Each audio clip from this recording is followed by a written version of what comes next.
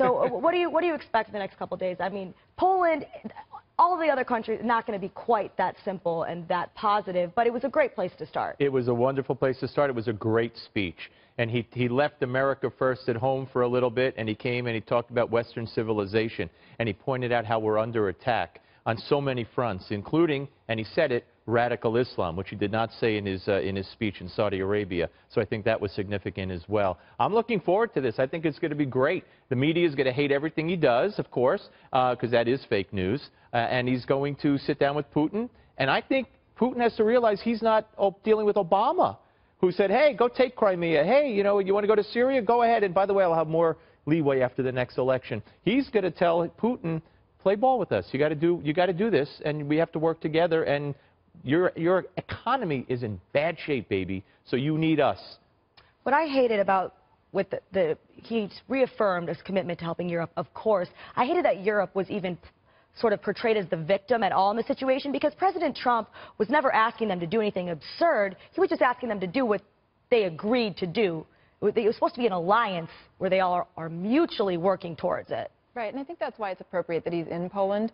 Chris and I had the opportunity to go to Poland for a book tour, and it was amazing. The people there, we got to sit on the river, and they talked about the stories of being invaded. They remember what war is like. They remember they just built their city to look like Warsaw before it was war-torn. So it is fresh to them, and they know what it's like to have an ally and have somebody who has your back, and what it's like when somebody promises to be there and doesn't show up. So I think being in Poland is important. That's why he's getting the support that he's getting, I think. And really, Chris fought with the GROM a lot in Iraq. The GROM is the special forces for the Polish. They showed up. I think it's just humankind, right? If I say I'm your friend, but when somebody comes to attack you, I don't show up, I'm not your friend. And so I think Poland has shown that they're the type of friend that when push comes to shove, they'll show up and fight with us.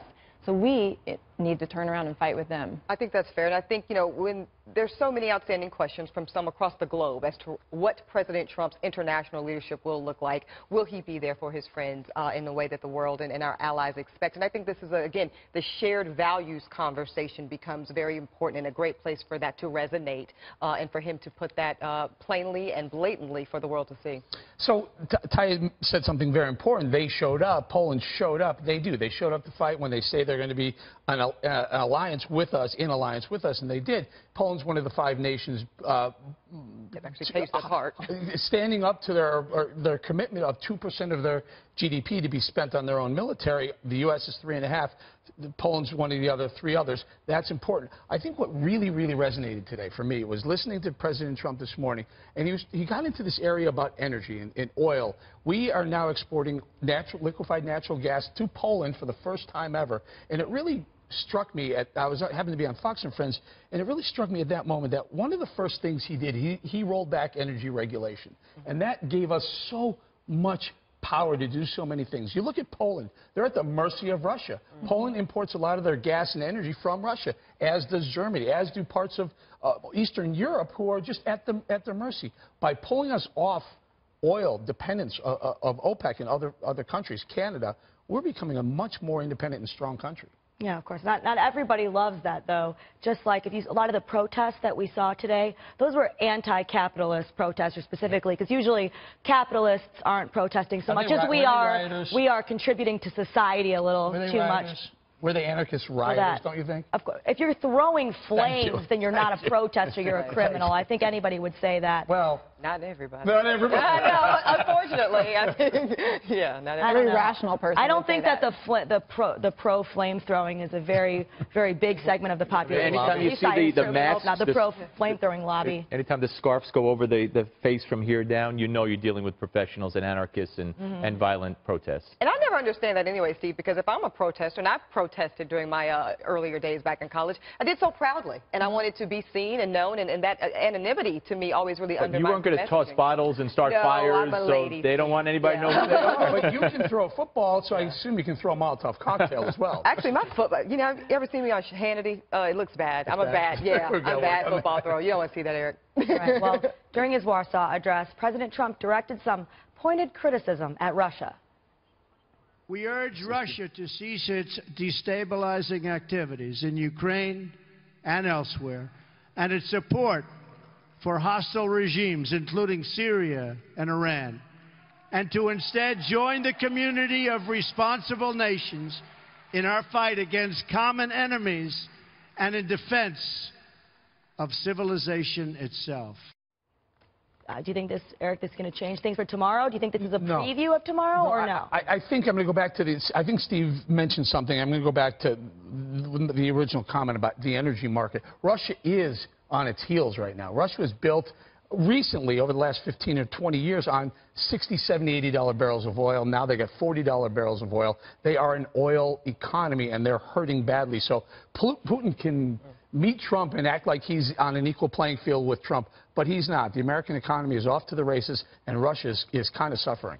I don't know. What would you want to weigh in at all? Well, yeah, I mean, I think that overall, if we just look at this from a psychology standpoint, it's never about what you have done, it's about what you're willing to do. And I think the thing about Putin is that we all know, no matter if he's in a good position or he's in a bad position, he's willing to do harm. And that's the same, you know, with North Korea. When you're dealing with people like that, it's less rational. You're talking about political will, and I think that is so important, and the president basically used those words. And that's the thing. We've had a lot of power when it comes to North Korea and other places. I don't know that we've exercised the political will in the way that we could have, and I think that window, Eric, and you and I were talking about this yesterday, it's getting smaller and smaller and smaller really each passing day, and I think at some point we've got to conjure up that political will to be forceful in a way that I don't know that we have been. You have to hope that the bilaterals with, especially China and Russia, are focused around surrounding North Korea. I mean, we haven't really talked about it. We're going to get to it in the next block, but that's what they really need to hone down with it. We have a common problem globally with North Korea. Maybe China doesn't see it that way, but they certainly should. I think that they do. I think that everybody does, but again, we'll get a little bit into that in the next block. All right, also in Warsaw today, President Trump addressed the hard line he's taken on NATO. To those who would criticize our tough stance, I would point out that the United States has demonstrated, not merely with words, but with its actions, that we stand firmly behind Article 5, the mutual defense commitment. Trump's backing of Article 5 is sure to give European leaders a sign of relief going into this G20 summit. Again, as I alluded to earlier, he never said that he didn't back it. He was just kind of saying, hey, guys, do you back it? Because you're supposed to be doing this and this and this, and you're not. You're 100% correct. As Eric pointed out, it was all about the money. It was all about the proper contribution. And, of course, the media went and distorted it and said, well, you know, he's been vague, he's been this, but he has said it over and over again and never said the opposite, which is very important. Today, all speculation, all the conjecture has to end because there he said it, but they're still going to find doubt. He never said that as a president. As a candidate, he said perhaps it was obsolete, but again, that was candidate I actually Trump. think it is obsolete. I mean, this is something I'm going to push back on what Trump is doing here. We allowed Montenegro into NATO. Montenegro's full economy, the full GDP of Montenegro is $10 billion. So if they put up 2% of their $10 billion, it's like $200 million. Right. It's like a busy day on the seas for the United States military. Nothing. Airball, but we have to defend them, and they're in southeastern Europe. They're in a fairly unstable part of the world. I mean, this is a big NATO commitment, so they all, the other 27, should be putting like I've always said, it's supposed to be an alliance, not a daycare center, and you're supposed to give something in order to get something. We took on another toddler, though. Absolutely. And what about Turkey?